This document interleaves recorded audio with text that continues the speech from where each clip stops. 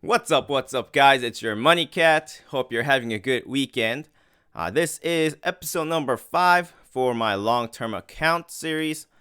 Just to recap, as you can see, we are currently at $34,000. Earlier today, I deposited $1,000 more into the account. Most likely, I'll be buying Apple before the earnings report, especially if they have any kind of dip early next week. As usual, we'll be taking a look at all 4 stocks in my portfolio, look at their charts, and discuss some technical analysis. Try to plan out what we'll do and what might happen to the stocks. The big tech stocks had a great week this week, so as a result, all 4 of my stocks are finally in the green. As I said, when I add Apple next week, this percentage will likely go up to almost 15%. For this year, my goal is to get it up to about 20 or 25%. So let's take a look at Tesla first. Ever since hitting the all-time high at $884.89, it's been in a holding pattern. Please keep in mind that on January 27th, Tesla is expected to report its earnings after the market closes. This, coincidentally or not, it lines up with a little bit of the ascending triangle pattern that we got going on. So this is especially important as usually at the end of this or any kind of pattern, there's a either break to the upside or break to the downside. So the earnings report will definitely, even especially more so in this one, it'll play a huge role in which direction Tesla will be headed for next foreseeable future. There are a couple things I like about Tesla, especially zoomed in like this. If we take a look at the indicators, first the RSI. The RSI is back to kind of at the low point during this period. So, it's been way up above 80 since hitting the all-time high, and it's come down a lot right now. So it again has all this room to go. Potentially, if earnings report is great and it breaks to the upside of this triangle pattern. On the MACD side, it's kind of same story. Since hitting all-time high, it's come way down. It's actually near the 0 line, which has been the lowest point during this period as well. And it's pretty close to possibly crossing over, which means, again, it has all this room to the upside to run. It should also get some support from this bullish trend line that it's been following ever since November. So it's got a couple things going on for it. On the downside, we would have to look at it from a broader perspective. If we look at the 1-year daily chart, and you'll notice that MACD is just off through the roof. It's at pretty much at its highest point, and it actually looks like it did cross over to the negative side, which could potentially mean a little bit of downslide. The RSI, although it's not at the peak level, it's still very close to overbought region at close to 70. It's at 67.65 right now.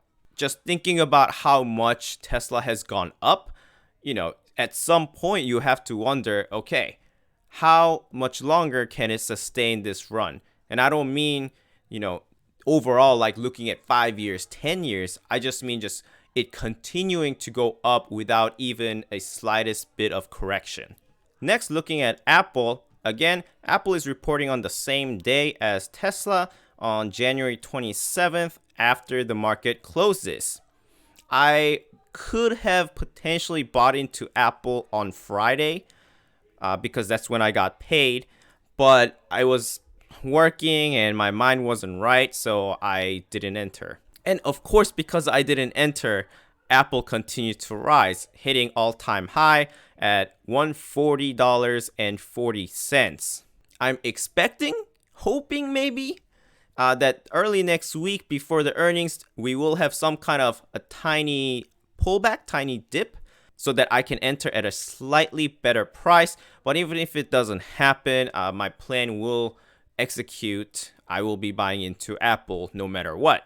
That little hope being the RSI overbought right now at 77.6. and MACD appears to be pretty high. It's actually at a very similar level or even a little bit higher than the previous time where it met resistance and fell back down. So my ideal scenario will be pulling back a little bit, getting support from this bullish uptrend line, and then finally with the good earnings report definitely breaking to the upside. Or more conservatively, this pulling back just a tiny bit, but actually confirming this line, the previous resistance, as support and bouncing up from there. So in this case, I would be looking to buy around $138 level or so. Next, we'll talk about Amazon. I know we haven't talked much about Amazon before. I've kind of skipped over it a couple of times, but today we will talk about it. So ever since hitting all-time high at 35.52, Amazon has been following a symmetrical wedge pattern. So we've been making lower highs as well as higher lows. So if we are truly following that pattern, I expect Amazon to actually fall a little bit again. And then around earnings, we'll definitely get an idea of which direction. But symmetrical wedge is kind of 50-50. This being Amazon, and I believe in Amazon, especially long term, with just they have so much power and market share in whatever they are doing, which is, it seems like every sector available. So after doing this, near the kind of the resolution point of the wedge, I again expect Amazon to continue to break to the upside, which technically isn't going to be a true upside, because if we zoom out, we actually also drew in a resistance line at that all-time high. So if we do break to the upside, I expect it to reach previous all-time high around 3,500. But then I'm not sure what will happen at that point. If it does reach that point, we will definitely take another look and reassess the situation. If Amazon goes down because, or perhaps not even because of the earnings, I do expect it to fall. And the next support level would be around, I'd say, 3,000, maybe slightly below 3,000. So we are playing with a pretty wide range with Amazon currently right now, between 3,000 and 3,500. Looking at the indicators, both RSI and MACD are at the higher levels. So that's why I'm expecting just a little bit of pullback next week. And then going into the earnings, which is on February 2nd. So by that time, I think the indicator levels would have kind of neutralized, giving it a little bit more room to hopefully go to the upside. Finally, we're on to AMD.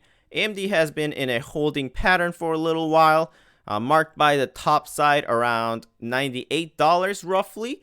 And on the bottom side, it looks like 88.5 or so, somewhere there, rough numbers. So recently, AMD had a big downslide, but then Intel reported their earnings, which was really, really bad, as usual. And when your enemy has a bad day, it is a good day for you. So AMD bounced up a little bit, but really it's still, right in the middle of this horizontal channel that we've been in. RSI pretty neutral, slightly higher, but I would say that's neutral at 57.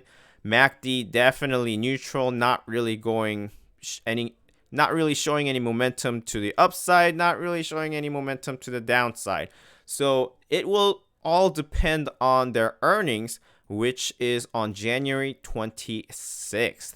If their previous results are any sort of indication, then I think they will actually have a surprisingly nice earnings this time, because I don't think the expectation is as high as before. As you can see, for a while, AMD hasn't really done anything, and I would actually say, if anything, is marked by this big downslide, maybe even slightly less than before. So I think if they can report strong earnings, that will be that much bigger beat than people's expectation. So it can have a nice momentum to the upside. Lastly, I'll be trying to limit my deposits to closer to $1,000 per month. I know in December I deposited a lot more, and even this month I'm already double the amount that I originally set plan for. Remember, the plan calls for just $1,000 deposit per month, and this month I've already deposited $2,000. There are two main reasons for that. One of the reason is I'm trying to invest into other avenues, such as the YouTube channel, as well as maybe create another account more for swing trades. The other reason is I'm trying to set up for a little bit of protection in case of any sort of crash. Now, I'm not saying there will be a crash. I'm not saying this will be next week or next month or anything like that. But the reality is the market is kind of in a crazy frenzy right now. And that's why this past week, we've seen headlines like these warning of potential crash. I'll be discussing this in much more detail in another video. And again, I'm not saying this to try to scare anyone, or I'm not saying if or when this will happen. It might not happen for another year or two or whatever. Nobody knows, right? But no matter how you slice it, you can't deny that the market valuation, its sentiment is pretty much at an all-time high, similar to those times when there was a bubble and the bubble popped. So just in case, I'm trying to seek out some different avenues where I can at least a little bit cushion the blow if that happens.